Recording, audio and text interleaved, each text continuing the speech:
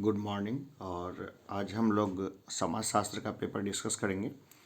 ये सीडीपीओ का पेपर जो 8 और 9 नवंबर को हुआ था, तो ये 9 नवंबर का पेपर है। ये आखिरी पाली में हुआ था, 2 से 5 के बीच में ये पेपर हुआ था। और चलिए इसमें देखते हैं कि 67th बीपीएससी के लायक कुछ मिलने वाला है या फिर किस तरह का पेपर था, इसको देख लेते हैं एक बार। तो देखिए, जैसे मैंने जब सोशोलॉजी पढ़ी थी ना, तो काफ़ी कुछ पढ़ा था।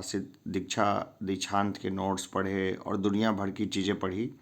और बहुत कन्फ्यूजन भी था कि कहाँ से प्रश्न आएगा, किस तरह से आएगा। जितने हार्ड प्रश्न दिखते थे, लगते थे वही आएंगे। लेकिन साथ में क्या था ना कि द हिंदू, द ट्रिब्यून और इसके साथ साथ जनसत्ता और बाकी पेपर जो है, न्यूज़पेपर है, उसको मैंने रेगुलर स्टडी किया था, एकदम रेगुलर। और उसकी जो है ना, अंडरलाइंस करके उसके प्रमुख पॉइंट्स को हमेशा नोट किया था।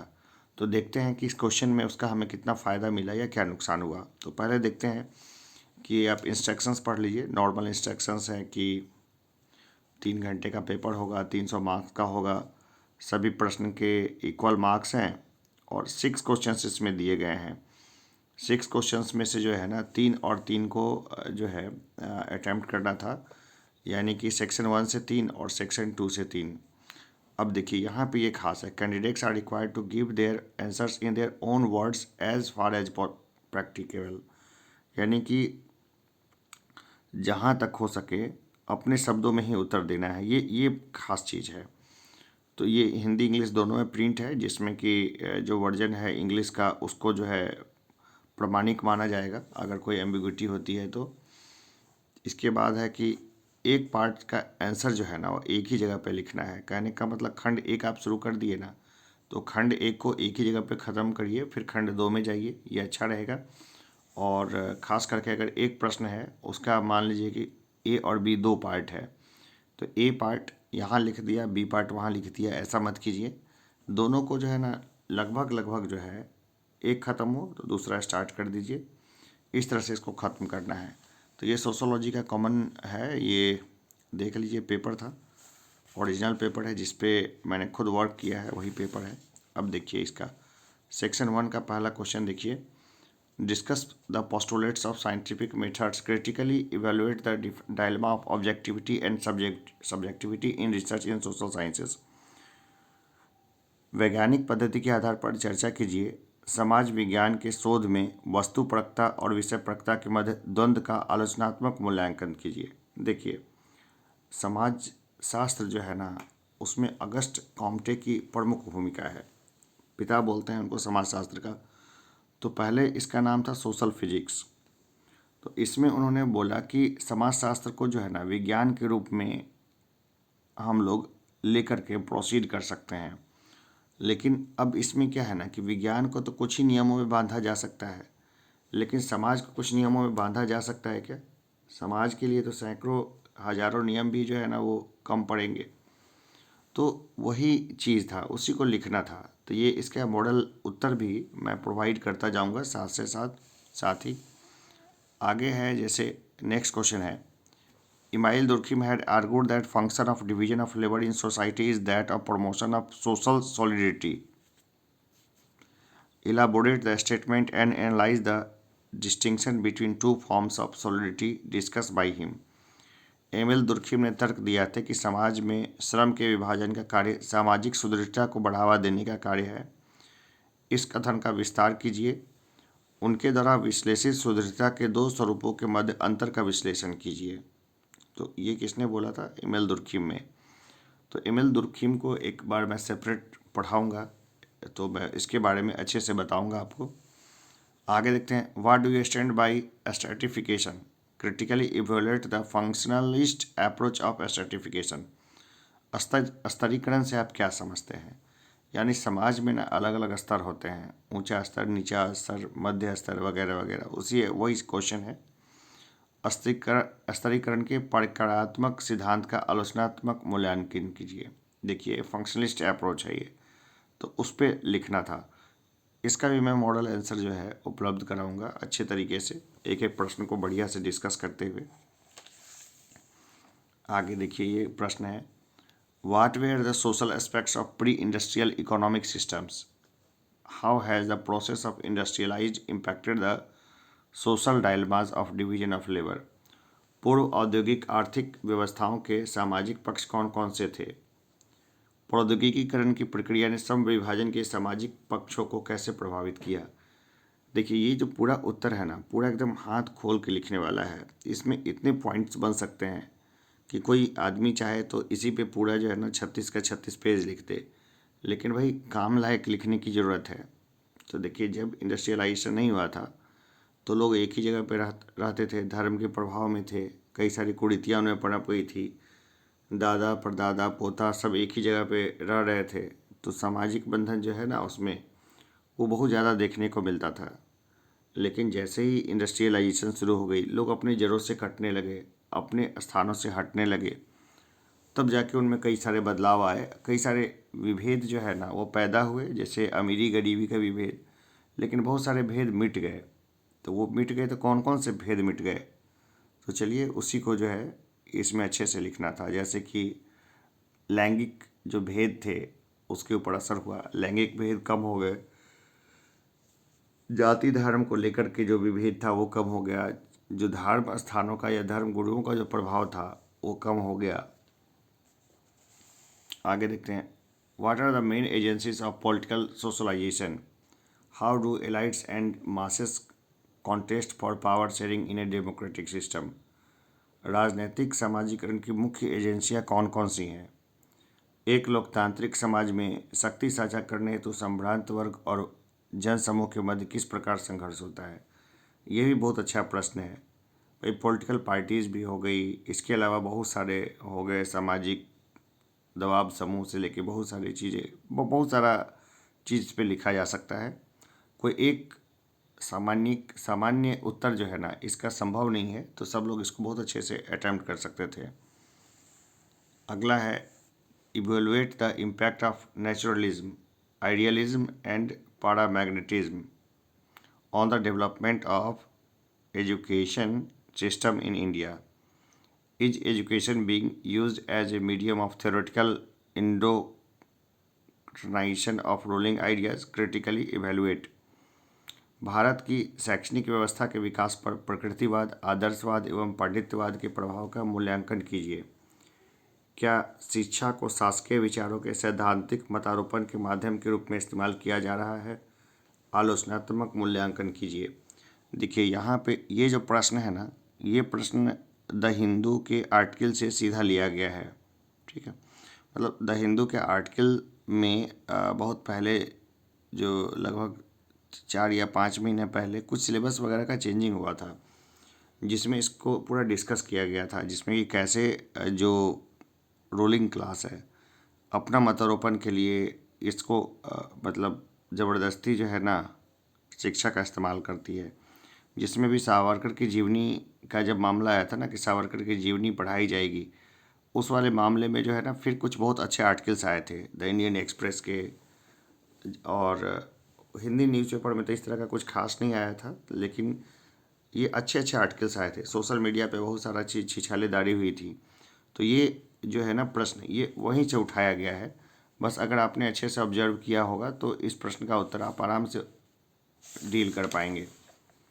अब ये देखिए, सेक्शन 2 हमारा हो गया, खंड 2 है। इसके प्रश्नों को देखते हैं। Discuss the prospects and problems of higher education in Bihar. What are the causes of education backwardness in Bihar? Bihar में उच्च शिक्षा की संभावनाओं एवं समस्याओं की चर्चा कीजिए। बिहार में शैक्षणिक पिछड़ेपन के क्या कारण हैं? देखिए, इसमें थोड़ा मतलब ना भूतकाल में जाके कि भाई पहले हमारे समय में प्राचीन संस्थाएं थी जो बहुत अच्छा वर्क कर रही थी, और इसके बाद जो है ना वर्तमान में किस तरह से शिक्षा का पतन हो गया उसको बताते हुए एकदम प्रैक्टिकल बात को लिखना था। जैसे कि शिक्षा का पतन हो रहा है तो उसके पीछे क्या क्या कारण है और किन किन कारणों से जो है सारी समस्या उत्पन्न हो रही है, तो ये सब बताना था। आगे देखिए, highlight the emerging trends of caste class nexus in rural India. ग्रामीण भारत में जाति वर्ग गठजोड़ के उभरते रुझानों को प्रकाशित कीजिए। तो ये भी जो है ना अभी लेटेस्ट में वो बहुत सारे पेपर में इसके ऊपर भी छपा था कि कैसे पॉलिटिकल लाभ लेने के लिए सब आपस में इकट्ठे आ रहे हैं। आगे देखते हैं, what do you understand by rural urban continuum, how would the development of rural areas impact the Indian society. ग्रामीण नगरीय सातत्य से आप क्या समझते हैं, नगरीय क्षेत्रों का विकास भारतीय समाज को कैसे प्रभावित करेगा। तो देखिए, इसके ऊपर तो काफ़ी कुछ है। दो प्रमुख जो लोग हैं उनका भी काफ़ी बढ़िया आर्टिकल्स था, है ना। तो सबसे पहले तो आपको ये समझना होगा कि कंटिन्यूम यानी सातत्य का मतलब क्या है। इसका मतलब समझ गए तो बहुत अच्छा है। वैसे देखा जाए तो ये भी एकदम हाथ खोल के लिखने वाला उत्तर है और लिखा भी गया है, मतलब हाथ खोल के। ये 30 पेज तक, 26 तो 30 यानी कि 5 पेज जो है ना, इस पे बढ़िया उत्तर को लिखा गया है फ्रेम करके। आगे है, what were the major components of land reforms acts, analyse the social constitution of land reforms. भू सुधार अधिनियमों के मुख्य घटक क्या थे, भू सुधारों के सामाजिक परिणामों का विश्लेषण कीजिए।